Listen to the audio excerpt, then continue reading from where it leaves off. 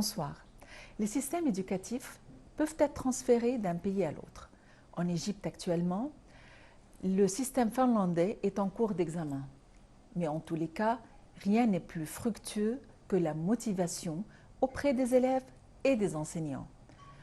La dame que j'aimerais vous présenter aujourd'hui, c'est Madame Mona Magdaleni, consultante de système éducatif et de formation.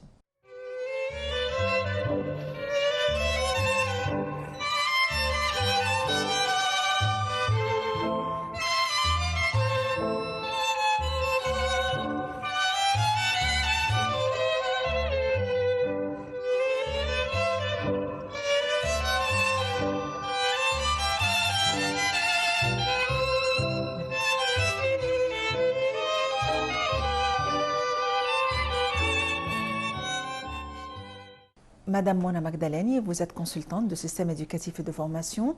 Bonjour. Bonjour, merci à vous. Nous avons de nouvelles perspectives en Égypte, de nouveaux horizons.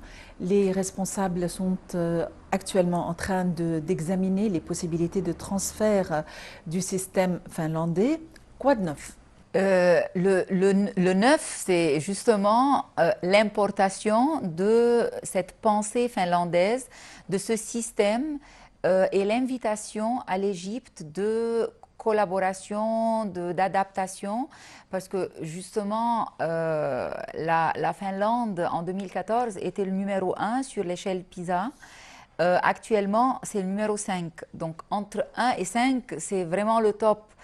Mais d'où vient ce niveau et comment ça a prouvé sa réussite? C'est le résultat des élèves, à quel point les élèves se sont sentis épanouis, à quel point les élèves ont aimé l'école, à quel point les élèves se sont investis dans ce système qui n'est pas basé sur le par cœur, qui n'est pas basé sur les notes, qui n'est pas basé sur l'obligation, qui n'est pas basé sur le rapport très rigide de l'enseignant à l'apprenant, et, et donc qui vise la découverte de la personnalité de l'élève dans les murs de l'école, qui vise la découverte de ses compétences, le développement de nouvelles compétences. C'est un système basé sur les compétences, la découverte de soi, la créativité, le plaisir d'apprendre, la découverte du savoir soi-même et d'où vient la réussite. À votre avis, comment est-ce que ce système est susceptible d'être appliqué en Égypte? Tout dépend des écoles qui vont adopter le système. Il se peut que ce soit purement importé et appliqué tel quel en Finlande, tout comme ça peut être adapté et c'est adaptable parce que si l'on parle de méthode, et c'est la méthode qui a fait du système cette réussite, donc c'est possible de l'adapter sur les programmes. Mais l'essentiel, c'est comment adapter, parce que nous en Égypte, on a beau essayer d'adapter depuis une quinzaine, même une vingtaine d'années, on a beau essayer d'adapter des systèmes importés, mais qui n'aboutissent pas, tout simplement parce que on importe la méthode, on l'adapte, on l'applique sur des programmes figés, et le résultat est le même. Donc, on revient de nouveau au programme déjà appliqué. Donc, il faut cette fois-ci voir comment importer, comment adapter, que ce soit au niveau des écoles privées ou des écoles publiques. Le système finlandais a ses particularités au niveau de l'âge des élèves. L'âge d'admission en classe, c'est un âge relativement tardif. Ils ne doivent pas tenir le crayon durant la période maternelle car les muscles ne sont pas suffisamment développés, les muscles de la main. Comment est-ce que vous allez appliquer ceci sur nos élèves? Est-ce qu'ils peuvent vraiment intégrer le système éducatif à un âge tardif? C'est problématique parce que moi, je suis née, j'ai grandi dans ce système qui dit ben, on va écrire plus, quand on écrit plus tôt, on est plus réussi, bravo, donc allez, on lit plus jeune, on écrit plus jeune. Mais il faut voir l'évolution. Vous avez tout à fait raison, le développement des muscles ne permet pas cette, entre guillemets, torture qu'on fait faire aux élèves d'écrire très tôt. Oui, ils vont écrire, mais on ne leur permet pas le développement physique très calme qu'il faut leur assurer. Est-ce que c'est bénéfique? C'est pas, enfin, y aurait-il des inconvénients? Pas du tout. Surtout que l'expérience a prouvé sa réussite. Donc, retarder l'écriture, un petit peu retarder l'âge. Actuellement, la vérité, être scolarisé à l'âge de 7 ans, c'est à peu près ce qui se passe maintenant parce que l'âge d'admission dans les écoles a été élevé d'un an à l'autre. Il y a 10 ans, c'était 3 ans et demi pour la petite section. Actuellement, 4 ans et demi et 5 ans. Donc, pour arriver à la première primaire, ben, on dépasse. Donc, l'âge, c'est déjà fait, presque. Il reste la méthode qui fait faire aux élèves du bricolage, de la découverte et pas de l'écriture. Donc c'est la maîtrise des doigts qui va se faire par les activités de bricolage jusqu'au point de savoir maîtriser la tenue du stylo, du crayon, du pinceau et ainsi de suite.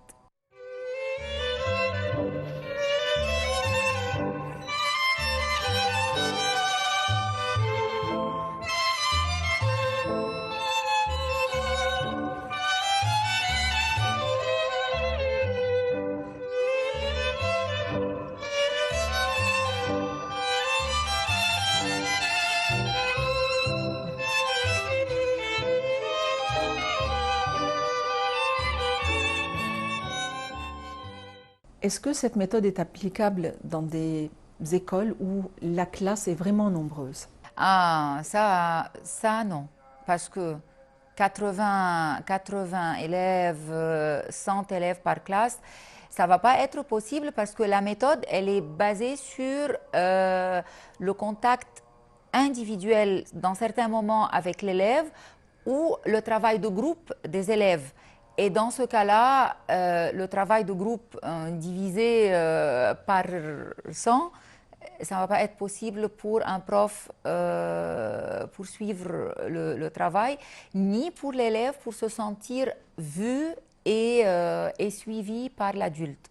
Donc là, une trentaine d'élèves par classe, sinon vingtaine, va être l'idéal. Ce projet ambitieux vise quel genre d'école? Il faut dire que le ministère de l'Éducation et de l'Enseignement actuellement essaye de rénover et déployer tous les efforts possibles pour la rénovation.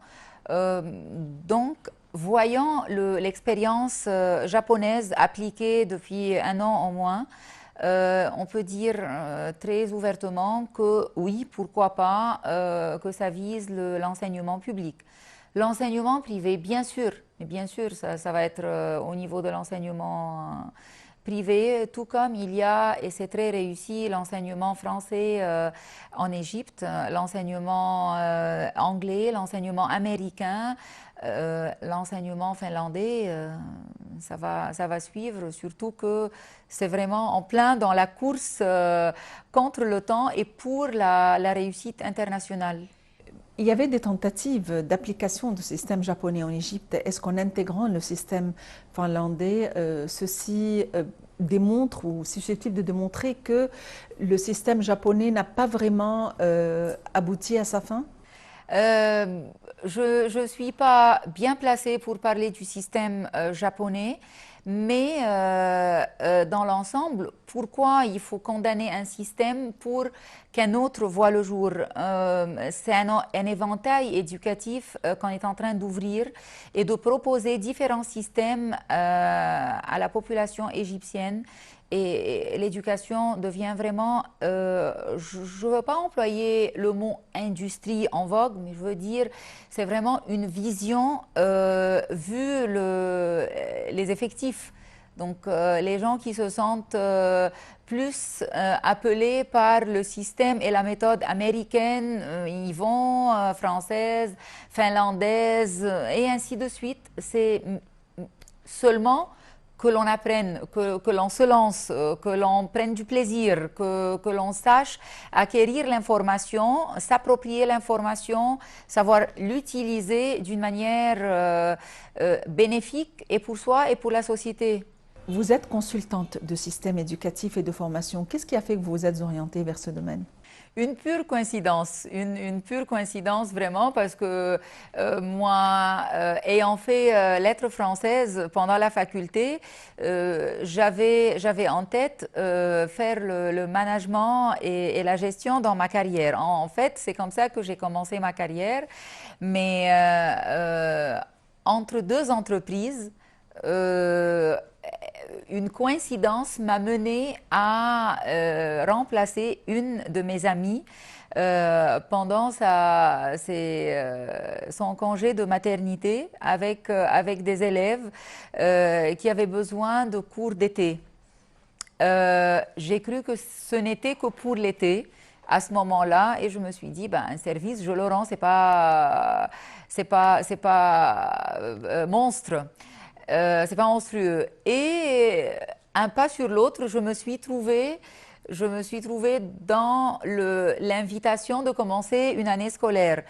J'étais un peu résistante et j'ai dit, ben non, je suis engagée dans d'autres entreprises, mais je ne sais pas quand exactement.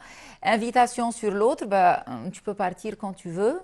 J'ai commencé. Et c'est comme ça que l'enseignement a commencé dans ma vie. Et c'était en 2000. À partir de ce moment, c'était vraiment un coup de cœur parce que là, j'ai découvert ce que ça veut dire avoir affaire avec les êtres humains, travailler dans le développement humain, quitter l'ordinateur, les rapports, les marchandises, la clientèle et tout ce monde de gestion, de management dans l'entreprise là où je travaillais et travailler dans l'interaction humaine.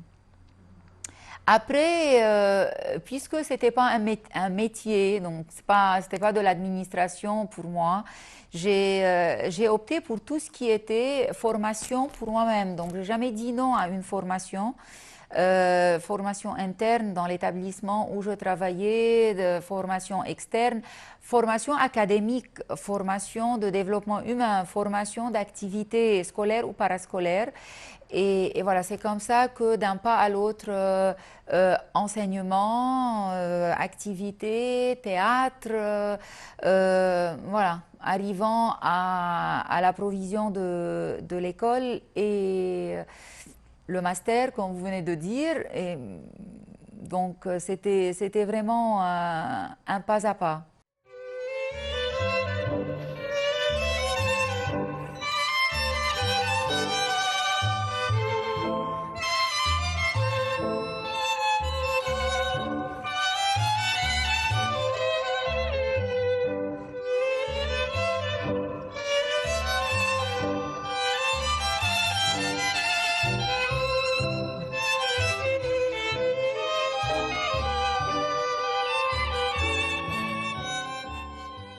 Vous avez préparé un master sur la motivation des élèves et des professeurs.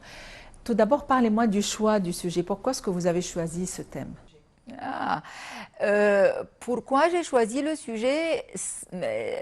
Ça fait partie de mes convictions. Donc moi, dans le cercle de la famille, dans le cercle des amis, dans le cercle des sorties, de la proposition de n'importe quoi, si ce n'est vraiment pas cette palpitation, motivation, encouragement qui fait qu'on organise quelque chose, qu'on sorte, qu'on prenne plaisir, tout est fade. Donc j'ai et avant, ça a été précédé par des années de projets scolaires, parascolaires sur le théâtre. Donc le théâtre, c'est pas du programme suivi, c'est pas un train sur les rails de chemin de fer, mais c'est l'innovation et c'est la créativité.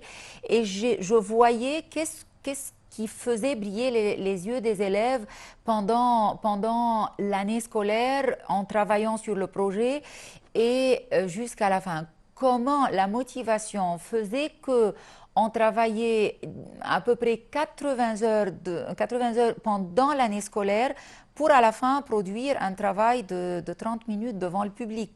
Qu'est-ce qui fait faire aux élèves un travail pareil, sinon la motivation, sinon l'ambition?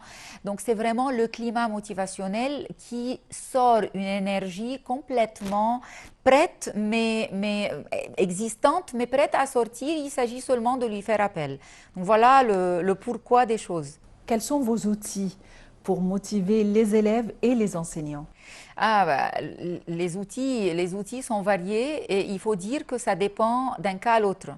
Si je parle des élèves, il faut d'abord donner un sens au projet annoncé, à l'annonce faite, parce que sinon, on trouverait de la clientèle, entre guillemets, mais pas un effectif considérable. Donc, il faut dire le pourquoi des choses. On va faire ça, on pense faire ça. Que pensez-vous si l'on fasse ça? Avec le sens et l'objectif derrière. Il faut que les élèves soient conscientes de la chose qu'ils font, parce que les élèves en 2019, c'est plus nous quand on était élève et le prof annonce une activité et tout le monde est dans le train-train de la préparation. Donc donner du sens à la chose. Après, la motivation vient de qui veut faire quoi. Parce que c'est plus dans l'obligation, toi c'est tel rôle, toi c'est tel rôle, toi non, ça ne va pas. Donc, il faut que chacune se découvre dans ce projet et sente sa présence. De là vient la motivation et le fait de s'approprier le rôle, la tâche dont il est responsable. Après, il faut que l'élève rajoute de soi dans ce qu'il va faire, parce que sinon ça va être de l'extérieur, il ne va pas se sentir impliqué. Donc l'implication, voilà encore un mot-clé à la motivation. Après, le respect de l'équipe de travail. Équipe de travail, il faut des remerciements à tout bout de champ, il faut voir les obstacles avec les jeunes et voir comment les dépasser et comment aller de l'avant, parce que être responsable d'une tâche et la mener jusqu'au bout égale être arrêté par des obstacles. Donc il ne faut pas s'apeurer des obstacles, c'est tout à fait normal, c'est dans les composantes de la vie, mais une fois sur l'autre, on va apprendre comment mettre de côté un obstacle, le franchir, le dépasser, aller de l'avant, enfin éviter quelque chose. Plein de petits outils au cours de la préparation du projet jusqu'au bout. Et si j'ai encerclé ça concernant les élèves, je vais justement appliquer ça tel quel avec les adultes, mais avec un autre langage. Mais il faut dire que l'analyse transactionnelle est très importante dans ce domaine de gestion d'équipe de travail, parce que si le responsable, qu'il soit proviseur, qu'il soit directeur, qu'il soit chef de projet, qu'il soit enseignant en classe, qu'il soit responsable de cycle, si son langage adopté avec son équipe de travail enseignant ou les élèves et le langage de parents à élèves, on va rester dans l'obligation et on va rester dans les angoisses, on va rester dans le je veux pas, résistance, et c'est à n'en plus finir. Mais si on adopte le langage adulte dans l'analyse transactionnelle, et avec les adultes et avec les enfants, quel que soit leur âge, c'est réussi à 100%. Parce que là, on est dans la motivation, dans l'implication, dans le partage des idées, dans la prise de décision partagée et permise, dans l'appropriation du savoir, de l'action et l'atteinte de l'objectif.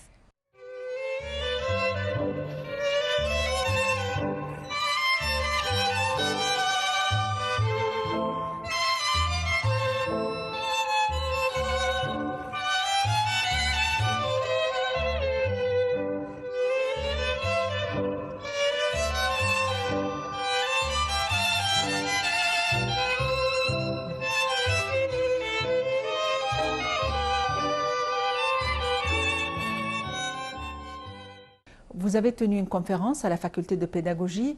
Dans quelle mesure les élèves et les enseignants étaient preneurs? La vérité, ça a commencé par une simple invitation d'un des docteurs, professeurs de langue dans le département de français à la faculté de pédagogie pour assister à la soutenance. Et c'est là que la dame, elle a, en sortant, elle m'a dit, mais nos étudiants au sein de la faculté en général et du département spécialement ont besoin de ça parce que ça va être leur métier plus tard. Donc, si on marie l'agréable à l'utile, ça va être vraiment ça le secret d'une réussite différente plus tard. Quand tu vois le fait de leur résumer un petit peu l'expérience et leur montrer un peu comment et surtout le PowerPoint du master, comment ça a été fait, avec grand plaisir, surtout que beaucoup des étudiants qui ont assisté étaient mes élèves en classe avant. Donc voilà, la réception était très fertile et beaucoup de questions ont surgi et plein d'avis et surtout que j'ai laissé une trace écrite, donc les diapos du PowerPoint auprès de la présence. Et je continue un petit peu sur ma page de poster de temps à autre des notions éducatives et qui concernent l'enseignement, mais dans un cadre motivationnel. Mona Magdaleni, vous avez commencé votre carrière dans le domaine des systèmes éducatifs en tant qu'enseignante dans une école, parmi les écoles des religieuses, et par la suite comme directrice de l'école. Dans quelle mesure ces expériences vous ont rapporté et vous ont initié à ce que vous faites à l'heure actuelle? Oh là, je pourrais dire à 100%, parce que si l'on parle des études du master professionnel sur le terrain pendant 3 ou 4 ans, depuis 2012 jusqu'à 2016, je veux dire que le nom formel de la chose était depuis 2000 jusqu'à 2019, parce que l'expérience, elle est toujours parlante selon le contact humain. Donc, tant que j'étais en classe, je me testais jusqu'à la dernière année parce que, vous voyez, si l'on a affaire avec la ressource humaine, il n'y a pas de règle. Il n'y a pas de règle. On est toutes et tous différents et chaque année, la classe diffère. Je veux dire, auparavant, on disait la génération est différente. On disait ça 15 ans plus tard. Non, mais la génération précédente, la génération qui suit, chaque 10 ans, 15 ans, 30 ans, maintenant, je vous assure que la même année scolaire, entre le premier semestre et le deuxième semestre, avec une rupture de 2 semaines de vacances de mi-année, 2 semaines avant d'examen de mi-année et 1 semaine de Noël, c'est-à-dire 1 mois peut-être d'absence de contact, je peux vous dire que les créatures sont complètement différentes 1 mois après. Donc, il ne faut pas dire c'est ça la règle. Et moi, ça chatouillait mon intellect, ce développement humain. En même temps, Si je parle des élèves, j'ai parlé des enseignants parce que en parlant des enseignants, c'est un autre niveau. C'est facile de convaincre la jeunesse, mais convaincre les adultes de donner plus de leur temps, d'essayer quelque chose de neuf, de quitter sa zone de confort et d'aller commencer une autre méthode nouvelle, méthodes actives, pour laquelle je ne pourrais pas garantir la réussite de l'enseignant. Donc cette partie conviction était essentielle et je m'exerçais, la vérité, je voyais jusqu'où je pourrais aller et qu'est-ce qui apportait des résultats une fois sur l'autre. Qu'est-ce que c'est voir la réussite de l'autre et essayer d'embarquer dans le train de la réussite et de l'avancement. Il ne faut pas négliger la partie des parents, parce que les parents font partie de cette réussite de l'opération pédagogique et de l'éducation. Il fallait convaincre aussi les parents et les appeler pour être de vrais partenaires, parce que si les parents disent non pour une nouvelle méthode, une activité, un moment de plus passé à l'école, ou les convaincre d'un moment qu'ils accordent avec aisance à leurs enfants pour un sport au club qui n'importe en rien à l'école. Mais ça fait partie de l'opération pédagogique et de l'évolution de la personne. Donc, voilà, donc, entre élèves, enseignants et parents, plus les partenaires externes, bien sûr, de la vie parascolaire, c'était le champ, c'était la terre fertile de l'expérience qui a été bien sûr renforcée par le côté formel du master professionnel, mais qui n'a pas arrêté depuis le jour 1, le jour 0 même en été, de 2000, cette petite expérience de cours d'été, jusqu'au moment de la fin. Mona Magdaleni, vous êtes consultante de système éducatif et de formation. Merci d'avoir été avec nous aujourd'hui. Merci à vous, très ravie. L'enseignement et l'éducation est un domaine qui est aussi vaste que l'océan. Un domaine qui requiert plutôt des passionnés et pas seulement des professionnels. Merci de nous avoir suivis et à la prochaine.